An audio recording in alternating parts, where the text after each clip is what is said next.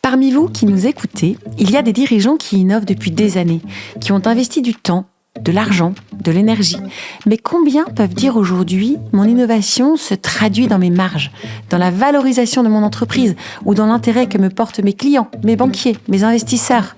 Alors innover, c'est bien, mais valoriser ce que l'on a créé, c'est cela qui fait vraiment la différence.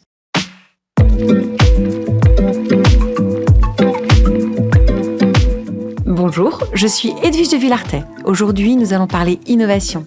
Pas nécessairement de l'innovation au sein des grands groupes avec leurs labos et leur budget R&D, mais de celle des PME et des ETI. Celle qui naît et grandit aussi dans les ateliers, les bureaux, les équipes. Discrète mais concrète, à haute valeur ajoutée et pourtant souvent mal protégée, mal valorisée, mal racontée. Pour en parler, j'ai le plaisir d'accueillir Pierre Duverneuil. Vous êtes CEO de Magelium Artal Group, dit MAG, une ETI qui propose à ses clients des solutions de traitement d'images et d'ingénierie scientifique, logicielle et technique, aussi bien pour des usages civils que militaires, et vous êtes basé à Toulouse. Bastien Masson, vous êtes directeur régional de Fidal en Normandie. Vous êtes avocat, directeur associé chez Fidal. Vous exercez en droit de la propriété intellectuelle. Thomas Bortoli, à vos côtés, vous êtes avocat et directeur associé chez Fidal et votre quotidien, c'est le M&A. Pierre, Bastien, Thomas, bienvenue dans ce nouvel épisode de Droit à l'essentiel. Alors Bastien, première question, pourquoi innover ? Qu'est-ce que cela apporte concrètement à une PME ? Alors d'abord, ça va lui permettre de se différencier, de bénéficier d'un avantage concurrentiel sur son marché, d'augmenter ses marges en maîtrisant ses prix sur un marché attractif et captif du fait de cette innovation, de diversifier également ses revenus par le biais de licences, cessions et in fine de rendre son entreprise plus attractive pour ses clients, un investisseur, une banque ou un repreneur. Alors Thomas, très souvent, les dirigeants innovent sans forcément se poser la question de la valorisation. Pourquoi est-il si important de valoriser ce que l'on a créé ?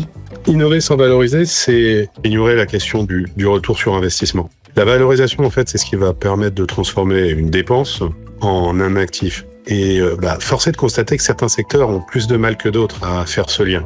Je pense en particulier au secteur des services traditionnels, des industries, alors que pourtant, l'innovation est au cœur même de leur activité. Pierre, lorsque vous avez créé Artal en 1998 et racheté Magelium en 2016, pensiez-vous déjà à la valorisation du groupe ou cette question vous a-t-elle intéressé plus tard ? Alors plus tard, en tout cas au moins pour Artal, quand ça a été créé, les préoccupations n'étaient pas du tout la valorisation, c'était surtout essayer de vendre un peu notre savoir-faire à des clients, donc c'était très orienté marché. Concernant Magelium, qui date de 2016, là, on a racheté Magelium avec un process déjà établi où il y avait déjà une valorisation d'un certain nombre de composants. Pour autant, je dirais, mon objectif principal n'a pas été au départ de se dire comment on allait valoriser ça. C'est venu un petit peu après. Là aussi, on avait une première préoccupation, c'était le marché avant tout. Et ensuite, la valorisation est venue un temps plus tard. Alors Pierre, vous avez une idée, vous avez innové, développé, puis cédé le groupe Magelium Artal en février 2026 à un fonds d'investissement. Parlez-nous de votre société, de son activité. Peut-on dire que l'innovation a été au cœur de votre réussite ? Alors tout d'abord, l'activité, vous l'avez un petit peu résumé tout à l'heure dans l'introduction, on est vraiment présent sur tout ce qui concerne un petit peu la valorisation du pixel, de l'image, avec plusieurs champs d'action. Le champ d'action du spatial, l'imagerie satellite. On a un deuxième champ d'activité qui est aussi important, c'est tout ce qui concerne la cartographie, donc une activité de valorisation un petit peu du pixel sur les cartes, notamment pour la défense. Et on a une troisième activité qui concerne aussi le pixel embarqué sur du drone, en fait, pour aller faire de la surveillance. Donc voilà, donc on aborde, nous, nos activités avec à la fois du service, mais on a aussi un côté innovation dont le but et dont l'objectif est de créer des composants sur étagère réutilisables. Et ça, c'est quelque part l'ADN finalement du groupe. Donc en ce sens, je dirais l'innovation fait vraiment partie de ce qui est quand même une part importante de notre réussite. On n'est pas une société de service, on n'est pas un éditeur. Pour autant, je dirais, on se situe un petit peu entre les deux avec des composants sur étagère et on intègre un peu nos composants. C'est en cela qu'on est différenciant. Alors valoriser son innovation, oui, mais concrètement, cela se traduit comment? Et qu'est-ce que cela apporte? Se différencier de la concurrence, augmenter ses marges, attirer des investisseurs? Est-ce que ce sont des chantiers communs ou faut-il choisir?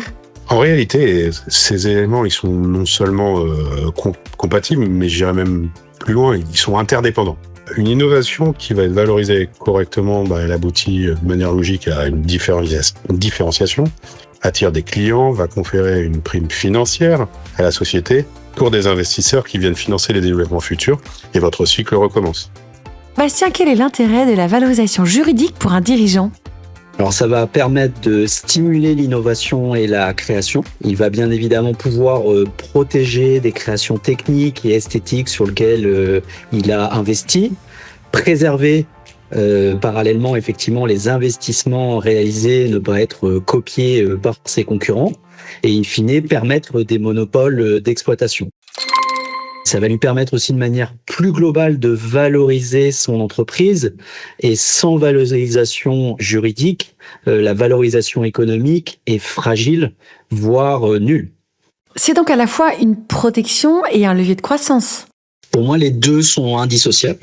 Bastien, qu'est-ce qui peut constituer un actif immatériel dans une entreprise et comment fait-on pour le valoriser?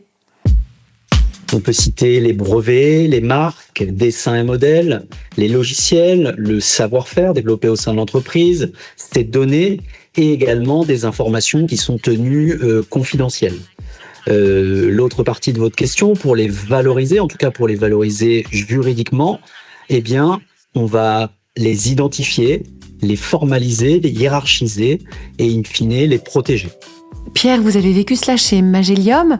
Y a-t-il eu des actifs dont vous n'aviez pas mesuré la valeur? Parfois, on a fait de l'innovation en pensant que ce qu'on développait allait rencontrer le marché et finalement, ça s'est traduit par des échecs. Et à l'inverse de ça, on a parfois eu des développements, des solutions, de l'innovation qui ont donné des résultats beaucoup plus tard. C'est toujours compliqué en fait de mesurer l'accès direct au marché par rapport à l'innovation qu'on fait. On a rarement été en ligne en fait, pour tout vous dire.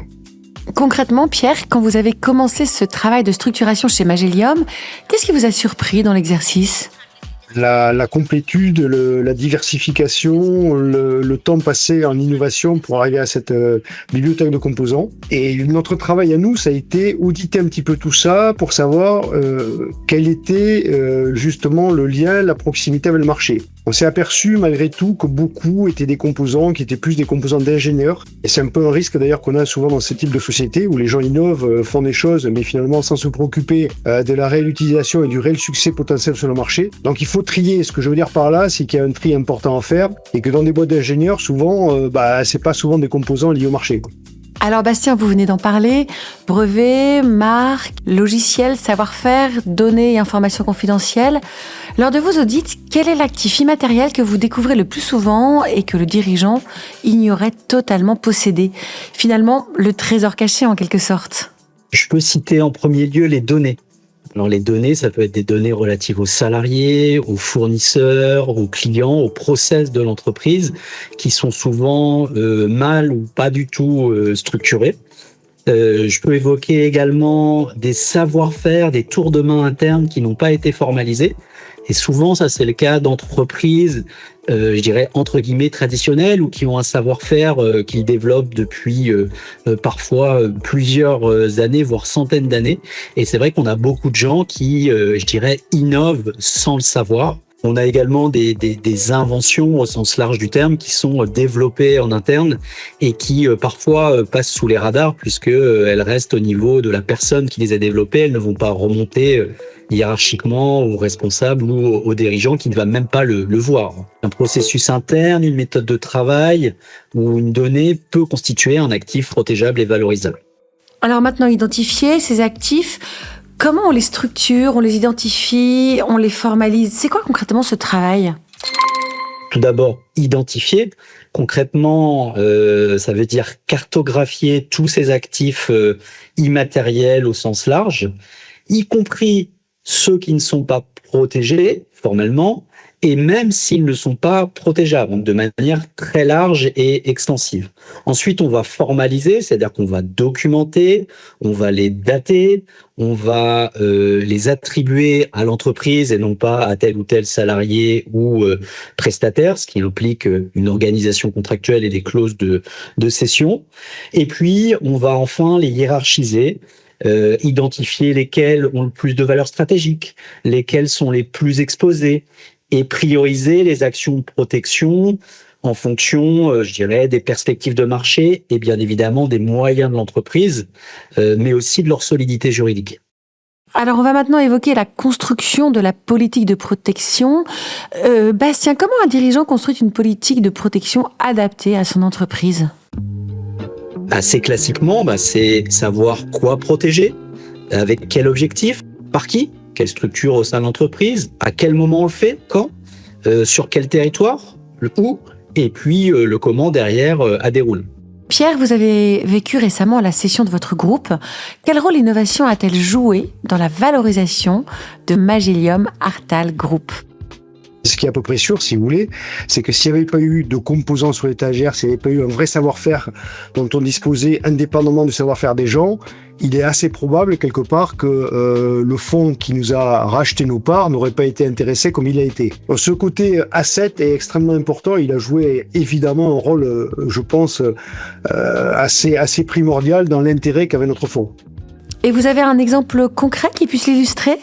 Je vais vous en citer un. On travaille dans le spatial, comme je le disais, et on avait pas mal travaillé avec la Défense quelques années au préalable sur des algorithmes embarqués sur des drones qui permettaient d'avoir des caméras dites intelligentes, donc des caméras qui permettaient de suivre des objets, des voitures, etc.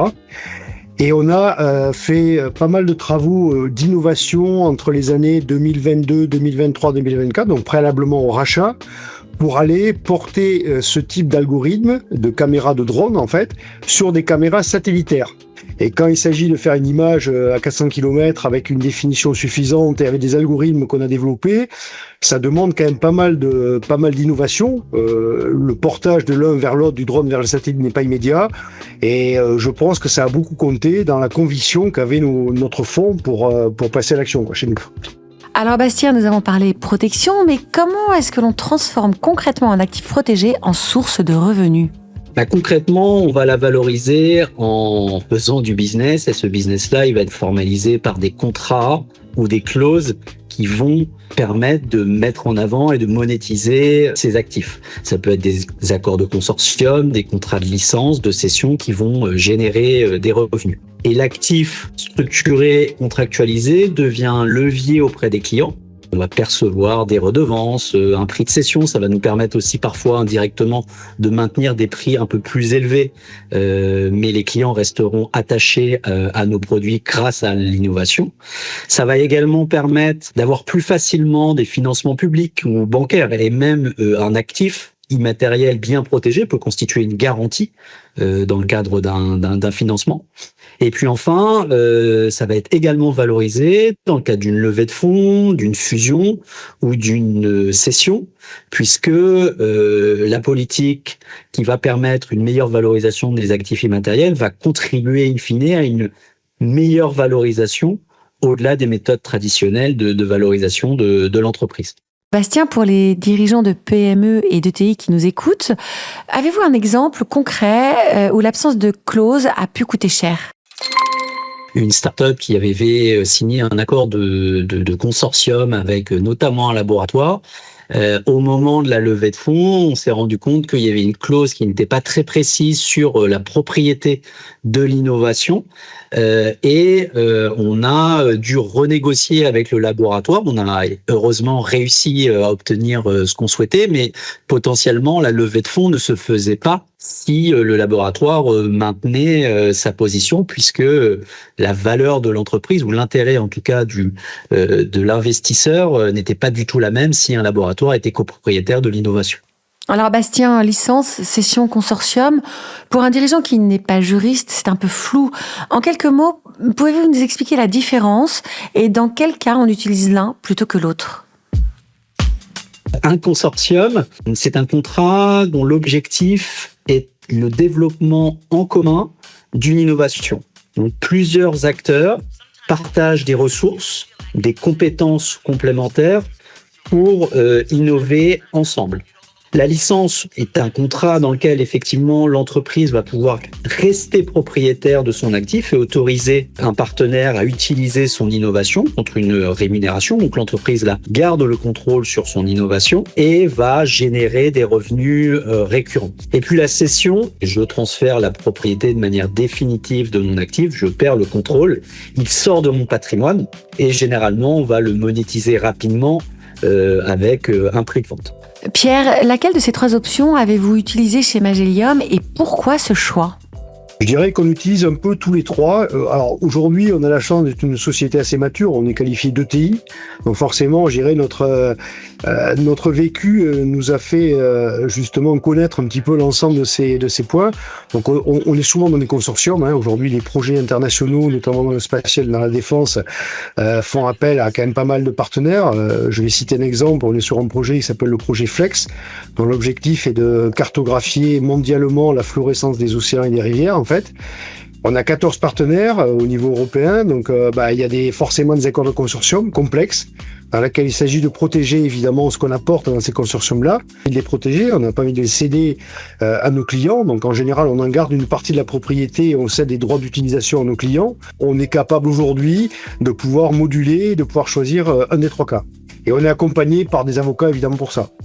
Et dans les consortiums, les partenariats de recherche, comment s'assure-t-on que ce que l'on apporte dans un projet collectif nous appartienne toujours à la sortie ? Alors, il y a un point important, le départ, c'est documenter de manière claire et complète tout ce qui a déjà été développé par l'entreprise avant de commencer les travaux du consortium. C'est ce qu'on appelle généralement les connaissances antérieures. Et ça, c'est extrêmement important pour la suite de pouvoir dire ça, je l'avais développé avant que l'on travaille ensemble, donc il n'y a pas de sujet, c'est ma propriété. Ensuite, on va avoir des résultats qui vont être générés dans le cadre du partenariat entre les parties et de la même manière, les clauses, et il faut être très attentif à ces clauses quand on signe un accord de consortium, vont traiter des résultats propres, c'est-à-dire les résultats qui sont générés par une seule des 2 parties, puis des résultats communs qui sont générés par plusieurs parties sans pouvoir identifier de manière précise qui a fait quoi. Et on va, c'est des clauses très techniques, mais on va définir qui est propriétaire de quoi, et, parce que c'est pas forcément lié, qui pourra l'utiliser, dans quelles conditions, avec exclusivité, sans exclusivité, pendant telle durée, en contrepartie de telle redevance, tous ces éléments étant essentiels et des points clés de l'accord. Alors nous avons posé les bases juridiques, maintenant parlons chiffres. Thomas, vous évoquez souvent le cas d'une entreprise dont la valorisation projetée par le marché a augmenté de 20% grâce à une stratégie de présentation de propriété intellectuelle bien structurée. Qu'est-ce qui s'est passé concrètement pour que cela ait un tel impact ? La valeur n'est pas toujours là où on l'attend. Et là, le client s'est rendu compte en réalité que ce qui donnait de la valeur à sa société, c'était pas tellement ses marques, ses brevets, enfin tout ce qui est officiellement protégeable par des mécanismes juridiques, mais davantage les savoir-faire, des éléments informatiques qui, eux, sont plus enfouis, moins visibles et ne font pas l'objet d'une protection juridique. Parce que, au-delà des personnes qui sont bien sûr fondamentales, vous avez toute une partie de valeur qui est difficilement appréhensible par un œil extérieur si vous ne savez pas les révéler, les mettre en avant. Pierre, vous qui avez vécu une opération de cession récemment, est-ce que vous avez senti de l'autre côté de la table que les investisseurs regardaient vraiment ces actifs avec attention ? Alors non seulement ils les ont regardés de façon extrêmement précise et pointilleuse, mais en plus il y a eu des audits qui ont été dépêchés justement pour valoriser ces actifs. Et en plus de ça, je dirais, il y a eu un examen minutieux des dossiers crédit impôt recherche pour véritablement voir si la teneur était une teneur réelle, ou si au contraire la PME que nous étions, que nous sommes finalement, mettait au niveau du CIR des choses qui n'étaient pas reconnues. Donc oui, l'investisseur a vraiment travaillé sur le sujet. Alors Pierre, lors de votre opération, qu'est-ce qui, dans votre innovation, a clairement pesé dans la valorisation ?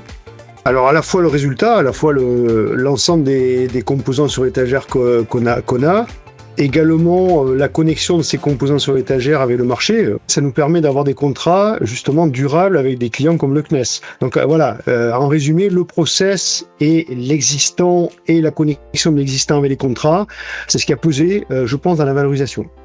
Alors nous allons nous intéresser maintenant à l'impact des dispositifs fiscaux tels que le CIR et le CII. Nous en avons déjà parlé dans un épisode précédent.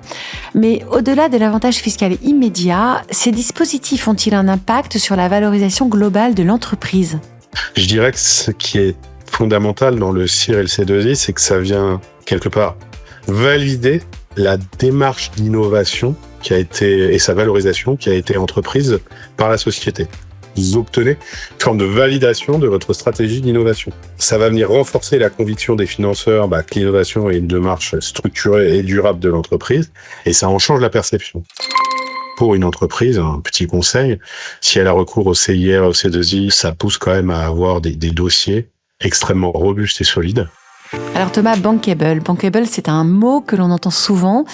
Mais qu'est-ce que ça veut dire concrètement pour une innovation ? Qu'est-ce qui rend une innovation bankable aux yeux d'une banque ou d'un investisseur ?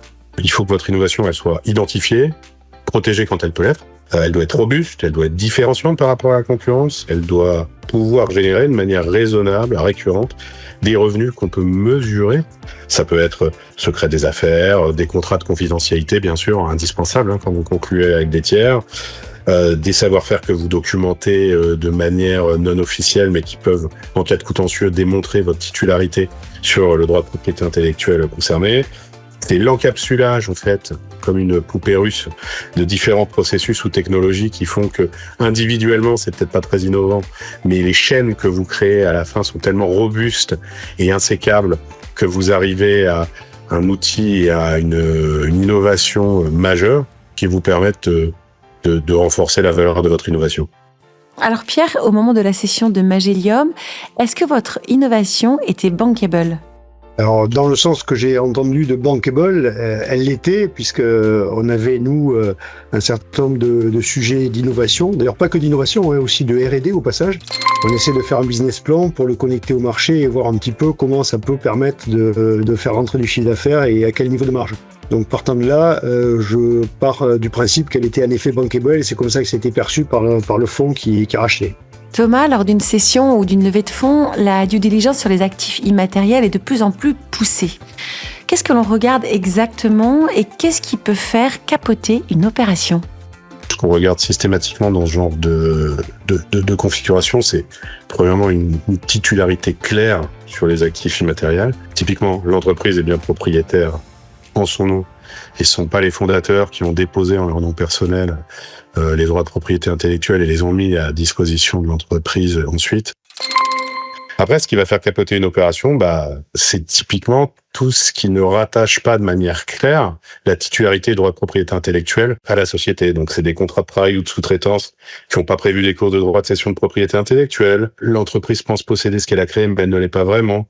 Alors nous nous dirigeons tranquillement vers la fin de cet épisode et je pense aux dirigeants qui préparent sa prochaine phase de croissance, que ce soit une levée de fonds, une ouverture à l'international ou une transmission.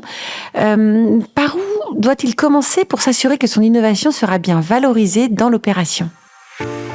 Faire un audit, c'est le point de départ. Avant de convaincre qui que ce soit, il faut déjà être convaincu à titre personnel et puis il faut savoir ce qu'on a et ce qui est différenciant, c'est la première chose. Pour structurer tout ça, ça prend du temps quand même. C'est au moins 4 à 8 mois en amont, et même, je dirais, ça devrait être le cas depuis le départ. Une manière, ça peut être de rendre l'innovation aussi visible dans votre reporting financier, pour pouvoir montrer à des investisseurs, voilà ce que mon innovation, ce que c'est, combien elle génère, combien elle générera, avec des chiffres, et avec des thèses de croissance raisonnables et convaincantes. Et Pierre, si vous deviez donner un seul conseil à un dirigeant qui prépare une opération dans 18 mois, qu'est-ce que vous lui diriez en premier ? Je lui dirais en effet de préparer justement cet aspect audit sur la partie innovation, si sa société évidemment est innovante. Pour moi, le crédit impôt recherche fait partie souvent de résultats économiques. souvent le CIR, il y a quand même une zone grise et qui est appréciée, je dirais, de façon subjective par la DGFiP, par les services de l'État. Donc moi, je dirais, avant une cession, je prendrais une assurance. Il existe des assurances justement pour éviter qu'il puisse y avoir un aléa important, et ça peut arriver. Donc audit préalable, plus se munir un petit peu d'une assurance avant de faire l'opération de cession. Pour moi, c'est quelque part ceinture et bretelle qui permet d'avoir a priori la certitude que les choses se passent bien. Alors Pierre, avant de nous quitter, si vous vous retourniez sur le chemin parcouru et si vous deviez l'emprunter à nouveau de l'idée de départ à la cession, donc qu'est-ce que vous feriez différemment sur la valorisation ? Ah, c'est une très bonne question. Moi, je vis dans un monde d'ingénieurs et l'ingénieur est créatif. Et je me suis souvent retrouvé dans des schémas où finalement l'innovation en cours ne donnait pas satisfaction, mais on me disait « tu verras demain, ça va marcher, etc. » Et puis on se donnait rendez-vous 3 mois plus tard, en espérant justement avoir atteint l'objectif. Et 3 mois plus tard, on me disait c'était pas encore totalement au point, mais ça va marcher dans 3 mois. Enfin, je dirais, il y a un risque inhérent quelque part au mindset de l'ingénieur, qui est toujours un optimiste sur la technologie, qui pense qui voit rarement le marché. Et donc, je dirais, le chef d'entreprise doit couper finalement le robinet dès l'instant où il est plus convaincu que les choses vont marcher. Et moi, je l'ai parfois pas fait. On a dépensé parfois beaucoup d'argent pour finalement tirer à la fin la conclusion que ça marchait pas, ce qu'on aurait pu savoir parfois beaucoup plus tôt. Bastien, Thomas, un dernier mot avant que l'on ne se quitte ? Innover sans savoir vendre son innovation et sans savoir ce que son innovation permet de vendre, c'est courir vers le vide, et il y a un moment ou un autre où vous finirez par tomber dans le ravin. Bien, l'innovation n'est pas un coût, c'est un investissement générant de la valeur si elle est exploitée de manière adaptée. Eh bien, merci à tous les 3 pour vos éclairages très riches et complémentaires. Merci en particulier, Pierre, d'avoir accepté notre invitation. Nous vous donnons rendez-vous à tous pour un prochain épisode de Droit à l'essentiel. Et d'ici là, n'hésitez pas à vous rendre sur fidal.com pour plus d'informations. À très vite.